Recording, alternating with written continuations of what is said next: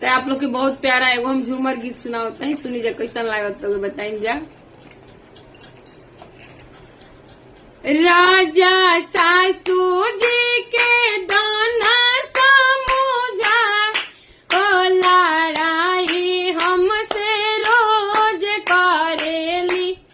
राजा सासू जी के दाना समझाई हो लड़ाई हमसे रोज करेली।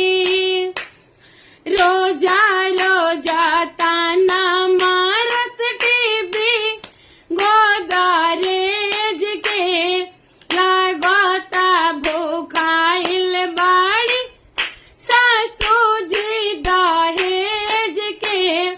रोजा रोजा ताना मारस टीवी गोदरेज के लगता भूखाइल बाड़ी सासू जी दहेज के।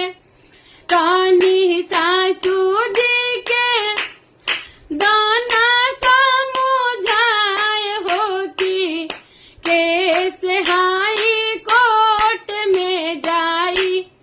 कानी सासू जी के दाना समझाए होई केस हाई कोर्ट में जाई।